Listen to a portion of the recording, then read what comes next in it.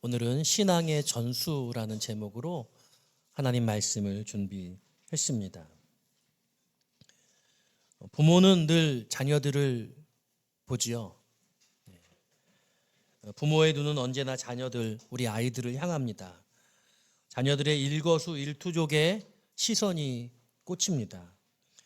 그들을 바라보노라면 입가에 미소가 지어지고 또 웃음꽃이 활짝 피어오르기도 합니다. 그 아이들을 바라보는 부모의 얼굴에 늘 환한 미소가 있습니다. 손뼉을 치며 기뻐할 수도 있죠. 그러나 때로는 눈살을 찌푸리며 화가 치밀어 오르기도 하고 눈물을 글썩이며 마음이 찢겨질 때도 있고 또 어찌할 바를 몰라 발을 동동 구르기도 합니다. 자녀는 부모의 거의 모든 것이라고 할 것입니다. 자식이 장성해서 나이가 들어도 부모의 눈은 여전히 자식들을 향합니다. 사실 부모 눈에 마음에 드는 자녀가 없습니다. 부모는 자녀를 진심을 다해 사랑하지만 그래도 마음에 들지 않는 거죠. 기대가 높으면 실망이 큰 법입니다. 부모는 자녀들을 기대해도 너무 기대해요. 그래서 뭔가 대단한 자녀가 될 거라는 그런 꿈을 가지죠. 그래서 늘 자녀들이 불만입니다. 격려하고 응원하고 위로하고 신뢰해야 하는데 그러기보다는 지시하고 나무라고 간섭하고 금지하죠. 그래서 부모 자식 사이에 전선이 펼쳐집니다. 가정은 전쟁터가 됩니다. 자녀들이 방문이 닫혀지는 순간 정막이 감돌고 부모의 마음에 열이 오릅니다. 저희 집 얘기예요. 만약 우리 아이들이 부모의 기대에 부응해 준다면 여러분 그건 정말 로또 맞은 겁니다. 그런 아이들 거의 없습니다. 여러분 그렇지만 자녀들도 부모를 보죠. 자녀들도 부모를 봅니다. 부모만 자녀를 보는 게 아닙니다. 자녀의 눈에 비친 아빠, 엄마 어떤 모습이리라 생각합니까?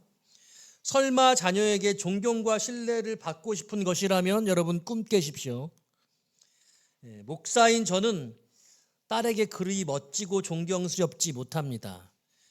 아내의 증언이 그렇더군요. 네. 저한테 직접 대놓고 얘기하지 않아서 다행인 거죠. 저는 별로인 아빠이고 그래서 별로인 목사인 겁니다. 적어도 제 딸에겐 그렇습니다. 부모와 자녀를 갑을 관계로 본다면 누가 갑일까요? 여러분 어떻게 생각하세요? 권력의 시각으로 보자면 부모가 갑이고 사랑의 시각으로 보자면 자녀가 갑입니다. 권력과 사랑의 묘한 알력 속에 가불의 입장이 뒤죽박죽 엉키는 게 부모 자녀 사이 이렇게 정의 내릴 수 있습니다. 부모는 항상 이길 수도 없고 또 이기려고 해서도 아니 될 것이에요. 믿음의 백성들을 향한 하나님의 통치 방법이 사랑과 공의인 것처럼 자녀 양육에도 지혜가 필요합니다. 탕자를 향한 아버지의 사랑법이 그 대표적 예라고 할 수 있어요.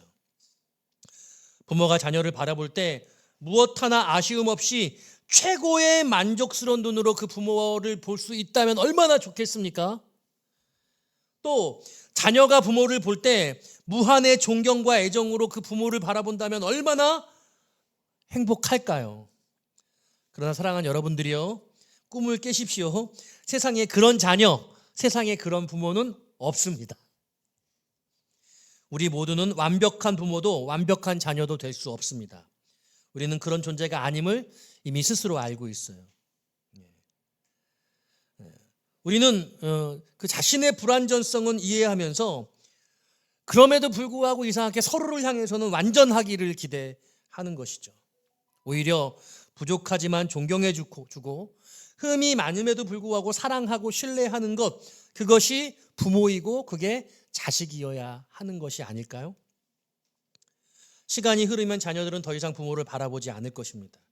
무엇보다 그들은 스스로 서기 위해 부모를 떠나가야 하는 존재이며 또한 삶의 책임감이 점점 커지므로 부모만을 볼 수는 없겠지요. 아이들이 부모를 보고 있을 때가 기회인 것입니다. 그 시간 동안 줄 것을 주어야 합니다. 그 시간 동안 사랑을 주고 하나님을 주고 말씀을 주고 신앙을 만들어 주어야 합니다. 시간이 지나면 할 수 있는 것이 별로 없습니다. 3살 버릇 80까지라고 했죠. 인생 전체의 기초를 자녀가 부모를 바라보는 그 시간 동안 세워주어야 하는 것입니다. 그러니까 요지는 부모에게서 눈을 돌려서 하나님과 성경을 보게 해주는 것, 그게 진정한 답입니다. 우리의 아들, 딸들이 하나님과 말씀을 볼 수 있는 그런 아이들이 되어지기를 주님의 이름으로 축원합니다. 여러분, 지난 주간에 신명기를 읽기를 시작을 하셨습니다. 금주에 신명기를 다 마무리를 하게 되어지는데요. 이 한 편의 설교로 신명기를 정리를 해야 됩니다. 그래서 신명기의 가장 중심이 무엇이냐라고 할 때 여러분 이미 아시고 계시는 말씀이지만 다시 이 말씀을 들고 섰습니다. 신명기 6장 4절에서 9절 말씀, 쉐마 이스라엘, 쉐마 텍스트라고 불리는 가장 유대인들이 중요하게 여기는 이 말씀입니다. 아주 보수적인 유대인들은 요 이마에다가 조그만 검정 박스를 만들고 거기에 작은 두루마리 이 말씀, 쉐마 이스라엘 이 말씀을 적어가지고 여기다가 넣습니다. 손목에도 띠를 띄어가지고 여기다 상자를 달아가지고 여기다 말씀을 넣어요. 원문 그대로로 지키려고 하는 아주 보수적인 그런 유대인들이 그런 모습을 보여줍니다. 바로 그 말씀이 오늘 본문이 쉐마 이스라엘 신명기 6장 4절로 9절까지의 말씀이죠.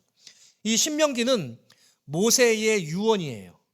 한 달 정도 동안에 그 머물면서 모세가 3편의 설교를 했는데, 그러니까 성경에 나오는 첫 번째 최초의 설교집이자 또 모세의 유언장이라고 할 수 있습니다. 화두를 좀 바꾸어서요.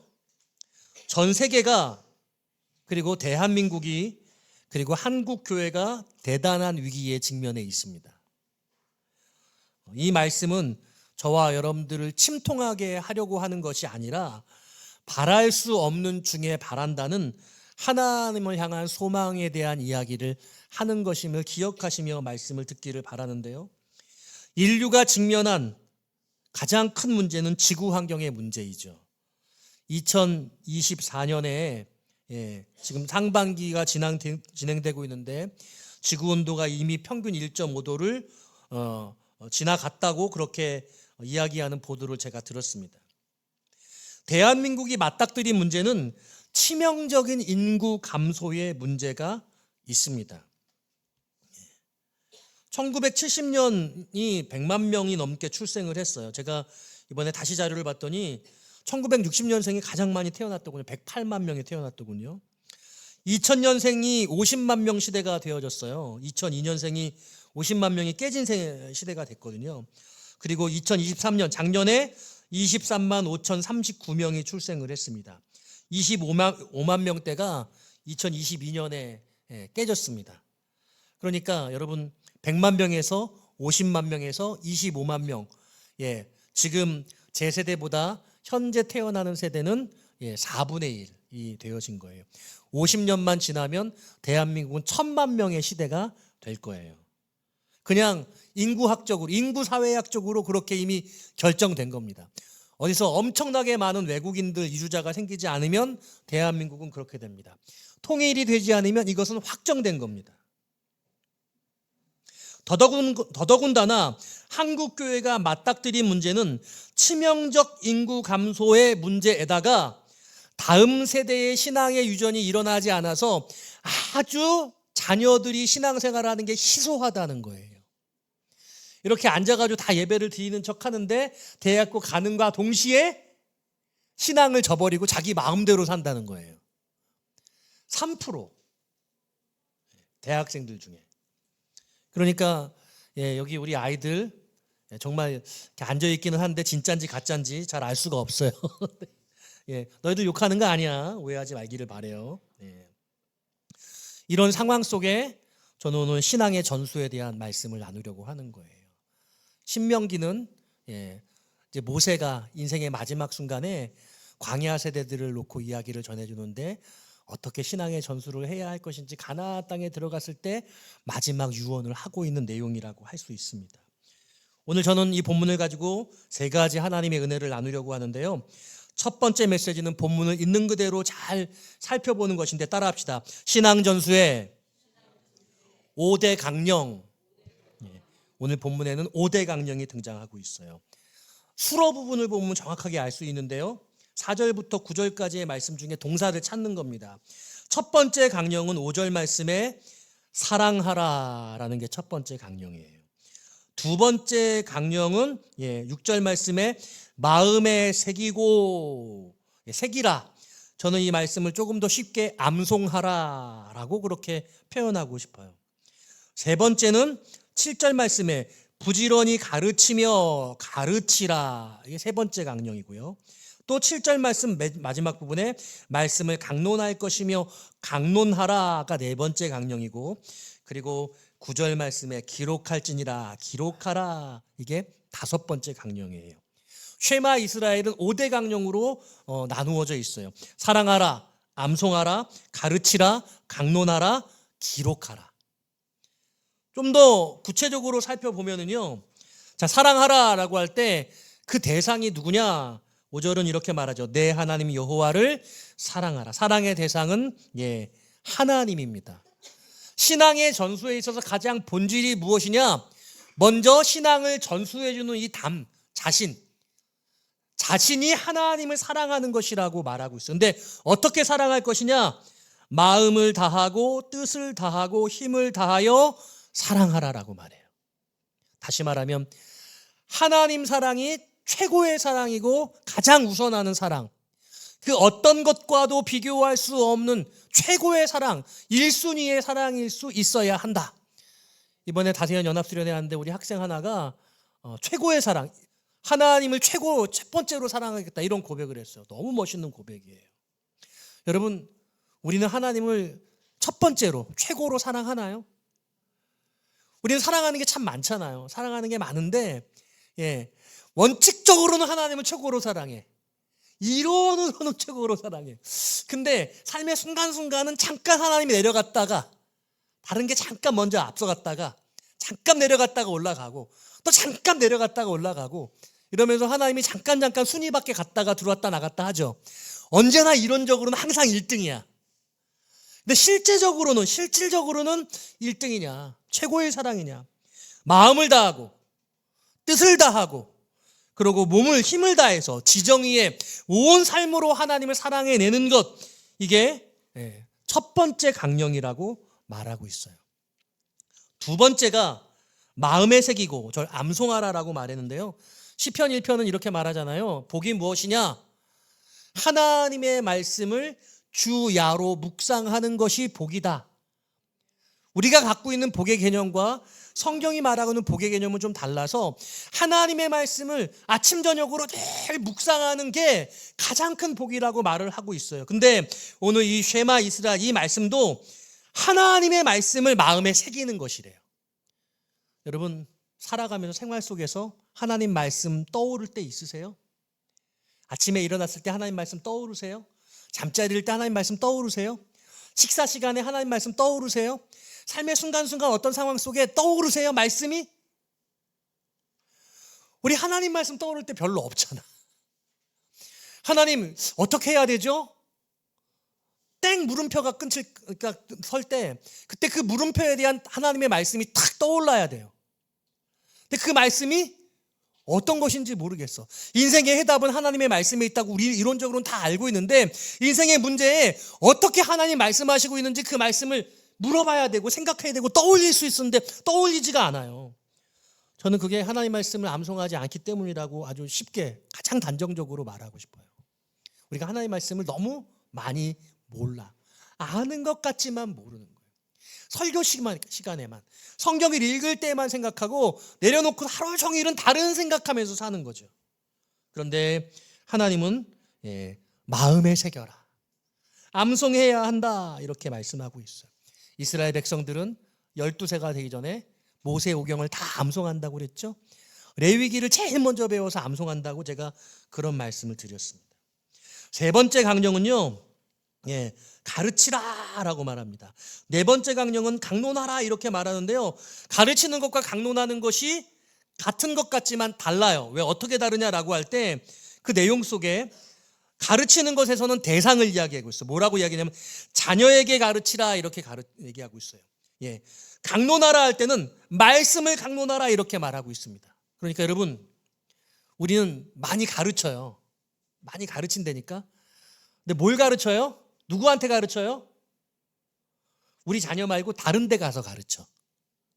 다른 데 가서 가르친다니까. 우리 자녀에게 안 가르치고. 우리 자녀에게 강론해요. 근데 뭘 강론해요? 세상의 지식을 강론해요. 어떻게 하면 공부를 잘하는지, 어떻게 해야 인생에서 성공하는지를 가르치고 강론해요. 그러니까 정작 가르쳐야 되는데 우리 자녀를 가르쳐야 되고, 가르쳐야 되는데 말씀을 가르쳐야 되는데 우리 자녀 아닌 다른 사람들을 가르치고 우리 말씀이 아닌 다른 것들을 가르치는 거죠. 그래서 이것을 특별히 가르치며 강론하고 각각 나누어서 자녀들을 가르쳐야 되고 말씀을 강론해야 하는 것이라고 이렇게 오늘 선포하고 계십니다. 그것도 뭐라고 말하냐면 부지런히 가르치래요. 자녀들을 부지런히 가르쳐야 돼요. 그리고 어떻게 말씀을 강론해야 되냐면 이렇게 말하죠. 앉아있을 때에든지 길을 갈 때에든지 누워있을 때에든지 일어날 때에든지 허구한 날 무시로 시간 되면 기회 있을 때마다 아무 때든지 어느 때에다로 anytime, all the time 수시로 모든 순간에 말씀을 가르쳐야 한다.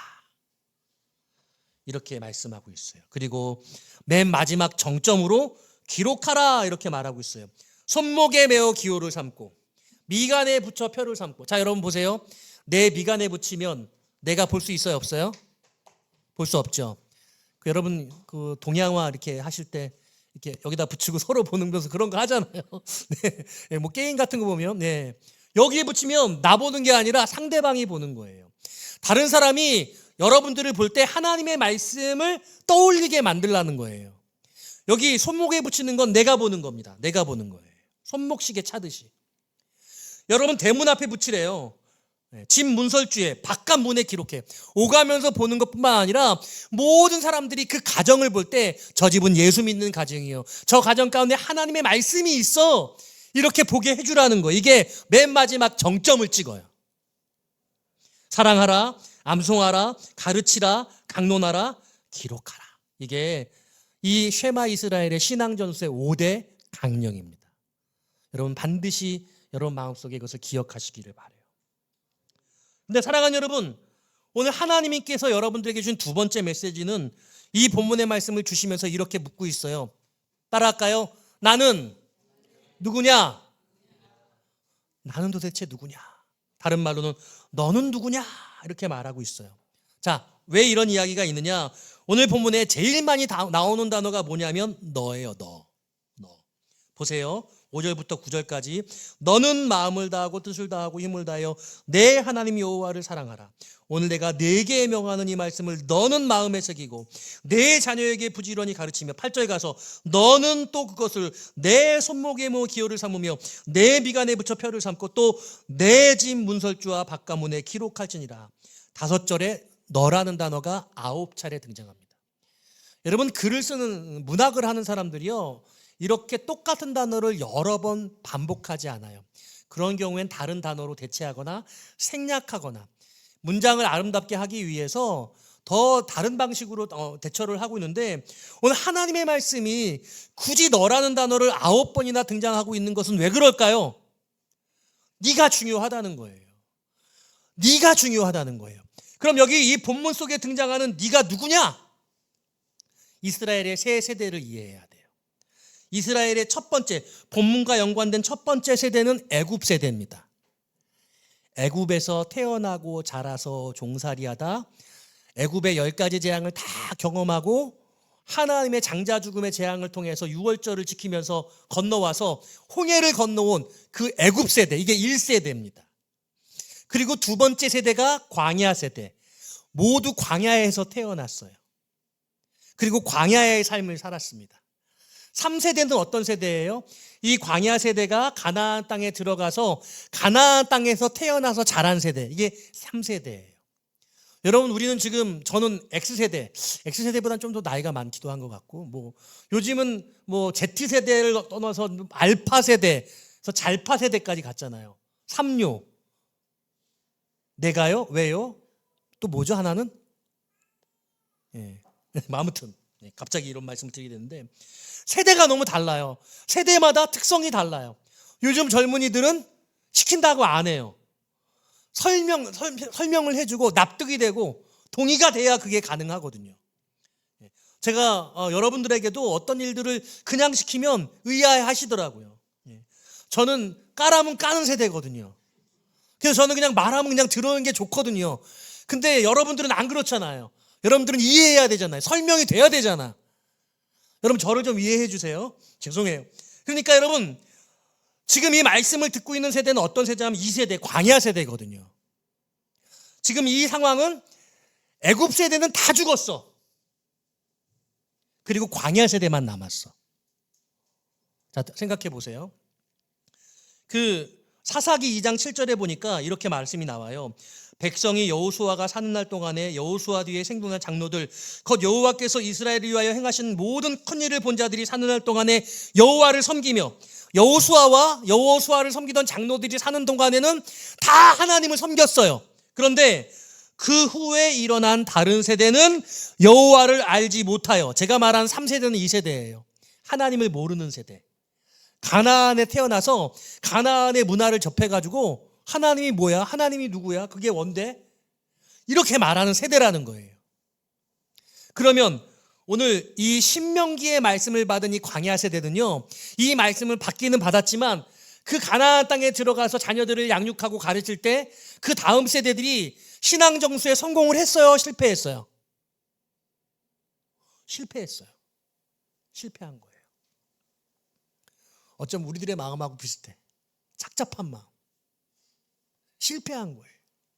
근데 제가 말씀을 준비하면서 자료들을 찾아보니까 이 가나안 세대들은 실패했고 광야의 부모들은 가나안 세대들에게 신앙 전수를 잘 못했다고 그렇게 이야기를 하고 있는데, 그러면서 성공의 예가 광야 세대들은 믿음의 전수를 잘 했다는 거예요. 그렇게 진술을 하는데 저는 그걸 인정하지 않고 싶었어요. 왜냐하면 자, 여러분 보세요. 이들은 지금 광야에서 태어났죠. 삶의 배경이 광야예요. 이들의 출생지가 광야이고 놀이터가 광야이고 학교가 광야이고 일터가 광야인 세대입니다. 광야가 이들의 삶의 전부였어요. 그리고 이들이 무엇을 보았냐면 부모들이 하나님에 대한 불신앙으로 죽어가는 것을 본 세대예요. 여러분 출애굽기에서부터 원망하는 게 10번이 됐다고 이야기를 하고 있는데 여러분 이 진술을 보면 세대라는 입장에서 이 진술을 볼 때 이 진술은 출애굽 세대, 그러니까 애굽에서 태어난 세대들의 진술이고 광야에서 태어난 사람들은 그걸 목격하고 지금 보고 있는 거예요. 근데 부모 세대들은 다 원망해서 다 죽어갔거든요.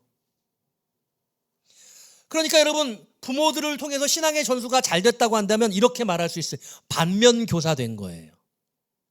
부모들의 불신앙을 바라보면서 불신앙으로 살면 안 되겠구나라고 생각하고 하나님을 알게 되어지는 과정을 겪은 거죠. 그러니까 이게 뭐 성공했다고 말할 수가 사실은 없어요. 여러분들의 믿음 없음을 보고 여러분들의 자녀들이 믿음을 가지게 된다면 그게 성공이에요? 아니잖아요. 우리가 믿음대로 살고 믿음으로 살고 믿음으로 승리하는 모습을 보면서 믿음이 자라야 그게 성공이지. 이 광야 세대는 다 광야에서 부모들이 다 죽어가는 걸 다 지켜보고 오직 광야밖에 모르다가 이제 가나안 땅 들어간다고 모세한테 지금 마지막 죽음을 앞두고 말씀 듣고 있는 시간인 거죠. 이 광야 세대는 아픔과 고통을 많이 가지고 있었던 세대였던 거죠. 사랑하는 여러분, 저와 여러분들의 세대를 이해해야 돼요. 그리고 우리의 부모들, 우리의 아이들이 어떤 환경 속에서 자라는가를 잘 이해해야 될 것 같아요. 그러니까 성경에 보면 신앙의 전수가 일어났나? 실패만 있는 것 같아요. 실패만 있어. 참 가슴 아픈 얘기예요. 자, 그래서 오늘 나누고 싶은 세 번째 하나님의 메시지는 무엇이냐면 따라합시다. 부족한 게 무엇인가? 우리 자신을 돌아봐야 돼요. 신앙 전수의 5대 강령이 사랑하라, 암송하라, 가르치라, 강론하라, 기록하라, 이 5가지라고 그랬는데 5가지 중에 내가 신앙을 전수하기 위해서 나에게 더 필요한 게 무엇인가를 살펴봐야 되는 거죠. 그러나 첫 번째부터 걸려. 사랑하라. 하나님을 최고로 사랑해요? 하나님은 그 모든 것보다 더 가장 소중하다고 여기고 그렇게 삶으로 자녀들에게 보여주고 있냐는 거예요. 여기부터 걸려요. 여기부터. 제가 분당에서 부교육자 생활할 때 중학생들이 500명이었는데 그 500명의 아이들 시험 때 되면은 200명씩 빠졌어요. 그 200명 아이들 다 분당중앙교회에 예배 드리는 부모님이 계셨거든요. 근데 뭐라고 얘기냐면 너 학원 가서 공부해. 그렇게 얘기하는 거죠. 그러면 아이들이 어떤 마음을 가져요? 아빠 엄마 말을 따르면서 우리 아빠에게는 우리 엄마에게는 하나님보다 시험이 중요하구나. 성적이 더 중요하구나. 이렇게 생각하는 거거든요. 하나님보다 더 중요한 게 있다는 걸 여실히 그냥 느끼고 깨닫게 해주는 거예요. 우리가 어떤 것을 자녀에게 보여주냐면 우리 아빠는 우리 엄마는 하나님을 최고로 사랑해. 하나님이 가장 소중해. 이걸 보여줘야 돼요. 적어도 이게 안 되면 우리 아빠 엄마는 하나님 정말 사랑하는데 가끔 그러진 못해. 근데 하나님을 더 사랑하려고 되게 많이 애를 써. 이거라도 보여줘야 돼. 이거라도 하나님을 더 사랑하려고 이론적으로는 1등인데 가끔 삶에서 1등이 안 돼. 그게 문제야. 근데 참 애를 써. 우리 아빠 엄마는 이거라도 보여줘야 돼. 할렐루야. 여러분 그러시기를 바라요. 이게 안 되는 거예요. 어떻게? 내가 하나님 사랑하는 마음이 부족한데. 그래서 하나님이 1등으로 제일 먼저 뭐라고 찾으면 너의 전심을 다해서 너의 모든 인생을 걸고 하나님을 최고로 사랑할 수 있어야 돼. 이게 첫 번째 출발이야. 그 이야기를 하는 거죠. 그리고 세 번째 강령이 가르치라고 네 번째 강령이 강론하라잖아요. 자녀를 가르쳐야 되는 거예요. 뭘로 가르쳐야 돼요? 하나님의 말씀으로 강론하면서 가르쳐야 돼요. 그러려면 뭐가 있어야 돼? 내 안에 말씀이 있어야 되잖아. 내가 성경을 알아야 돼. 그래서 두 번째가 이 말씀을 너는 마음에 새기고 말씀을 마음속에 담고 있어야 되거든요. 근데 말씀이 마음속에 없네. 예배는 드리고 성경을 대하긴 하는데 내 마음속에 말씀이 없어. 그러니까 말씀을 가르칠 수가 없어. 그래서 여러분 교회 교육할 때 많은 부모들에게 상담을 하면 가장 어려워하는 게 무엇이냐면 성경을 어떻게 가르칠 것인가. 무엇을 가르쳐야 될지를, 신앙교육을 어떻게 해야 될지를 모르겠다. 그렇게 말씀하거든요. 다른 말로 이걸 표현하면 냉정하게 차갑게 얘기하자면 말씀이 안에 없다. 그거예요. 그럴 수밖에. 우리 부모님도 나에게 그렇게 말씀을 가르쳐 준 적이 없거든요. 그냥 문화적으로 막 기독교가 융성해서 신앙생활을 했는데 그런 문화적 그런 신앙생활 가운데 하나님의 말씀을 깊이 경험하는 그런 시간들이 없었던 거예요. 그러니까 그냥 문화적 신앙만 가지고 그냥 문화적으로 아이들이 그렇게 믿음으로 자라갔으면 좋겠는데 세대가 달라졌거든. 기독교 문화가 세상에서 이제는 막 너무 하찮거든요. 그러니까 두 번째 강령도 약한 거예요. 살기 너무 바쁘다 보니 하나님의 말씀을 부지런히 자녀에게 가르치지도 못하고 하나님의 말씀을 강론할 수 있는 준비도 되어 있지 못하고 그러니 뭐 미간에 표가 있고 뭐 손목에 기호가 있고 문설주에 대문에 하나님의 말씀을 붙여놓고 이 다섯 번째 정점을 찍는 이 일은 생각도 하지 못하는 거예요. 와, 저 가정은 하나님의 말씀이 살아있는 가정이네. 생각하기가 어렵다는 거예요. 산유회교회가 여러분 계속 주창하고 있는 게 있죠. 우리 학습 세례식 할 때 정말 아름답게 화려하게 해주자. 큰 선물을 주자. 우리 자녀들이 정말 본인의 삶을 살아갈 수 있을 만한 그런 결정권을 주자. 제가 이 이야기를 하려면 또 길니까 말씀을 막 길게 못하는데 여러분은 우리가 그런 마음의 준비를 해야 하는 것이죠. 그래서 부족한 게 무엇인지 냉정하게 우리 자신을 돌아보고 우리 스스로 하나님을 더 뜨겁게 사랑하고 하나님의 말씀을 내 안에 있게 함으로 그게 흘러서 아이를 대면하고 그리고 말씀을 가르치고 우리 가정이 예수 믿는 하나님의 말씀이 넘치는 가정이 될 수 있는 거죠. 뭐 여러분 너무 그렇게 자책하지 마세요. 저희 집도 그렇지도 않거든요. 예. 김성택 목사는 어디 가서 말씀을 가르쳐요? 교회 가서 말씀을 가르치는데 신서한테는 말씀을 안 가르쳐요. 제가 이 말씀도 제가 제일 찔렸거든요. 하나님의 말씀은 우리 딸한테 강론해야 되는데 저는 여러분들하고 강론하고 있잖아. 물론 신서가 예배를 드리지만요. 네. 말씀의 결론을 내립니다. 어떻게 해야 신앙이 전수될 수 있습니까? 결론적으로 광야 세대도 가나안 땅에 들어가서 실패하고, 이 광야 세대도 그 부모 세대들이 신앙을 잘 전수해서 신앙이 전수되었다기보다 불신앙의 부모들을 바라보면서 하나님을 깨달아 알 수 있게 되었던 거죠. 그러니까 육신의 부모들은 그렇게 대단하지 않아요. 우리는 어리석기 짝이 없고 부족하기 짝이 없어요. 그래서 우리가 이 말씀을 대하면 되게 절망하잖아요. 제가 이 말씀을 전하면서 준비하면서 결론을 어떻게 내려야 될지 너무 고심했어요. 그런데 이런 말씀이 있더라고요. 주 예수를 믿으라. 그리하면 따라해 볼까요? 너와 내 집이 구원을 얻으리라. 할렐루야. 이 말씀이 너무 소망이 되는 거예요. 이 말씀은 교리는 아니에요. 내가 예수를 믿으면 자동으로 내 가족이 다 구원받는 그런다는 그런 의미는 아니에요. 하지만 이와 같은 놀라운 은혜를 하나님은 베풀어 주셨고 우리에게도 이와 같은 소망이 있다는 거죠. 주 예수를 믿으라. 그리하면 너와 내 집이 구원을 받으리라. 저는 이 말씀을 너무너무 사랑합니다. 제가 예수를 우리 가정에서 처음 믿었거든요. 중학교 2학년 때. 근데 지금 저희 가문은 다 예수 믿어요. 그러면 제가 막 간절하게 부주셔서 기도를 했느냐? 제가 막 부모님한테 막 복음을 전했느냐? 아니에요. 정말 아니에요. 저는 이 말씀을 믿어요. 저는 근데 하나님을 뜨겁게 사랑했던 것 같아. 형한테 좀 얻어 터지고 학교 다니면 교회 다니면서 그럼 뭐 밥이 나와 뭐가 나와 공부 맨날 안 하고 기타 나 뚱땅거리고 막 매일같이 막 3-4시간씩 기타 잡고 찬양하고 막 그러니까 저 많이 맞았거든요. 막 뺨도 맞고 막 그랬었고. 그런데 그러다가 예수를 믿고 교회 생활하면서 공부를 열심히 하더라고. 신앙생활 성경 공부를. 그래서 놀랍다. 하나님이 우리 가정을 복음화시켰다. 저는 그런 마음을 가져요. 우리 가족도 우리 형제도 예수 안 믿는데 내가 부족해서 여러분 자책하지 마세요. 우리는 다 부족해. 우리는 다 대단하지 않아. 우리는 엉망진창이야. 하나님이 그런 우리를 구원하셨고 신앙의 모범이 되라고 부탁하시고 계시는 게 은혜지. 할렐루야. 그러니까 여러분 우리가 변화되긴 변화돼야 돼요. 노력하긴 해야 돼. 애쓰긴 해야 돼. 그렇지만 내가 변화시키는 것이 아니라 변화는 하나님이 시키는 거예요. 주 예수를 믿으라. 그리하면 너와 내 집이 구원을 얻으리라. 할렐루야. 여러분 오늘 이 말씀 들으면서 소망 가지시고 우리 내 자녀 중에 우리 형제 중에 예수 안 믿는 있으면 주님께 내어 맡기시길 바래요. 그리고 내가 더 주님 사랑하고 내가 더 말씀으로 충만해지고 내 안에 말씀이 흘러넘쳐서 어디 밖에 가서 하나님의 말씀 전하는 게 아니라 우리 가족들에게 우리 형제들에게 우리 아들 딸들과 하나님의 말씀을 같이 나누고 가르치고 이럴 수 있는 이 쉐마의 이 텍스트가 여러분들의 가정에서 성취되는 역사가 나타나시기를 주님의 이름으로 축원드립니다.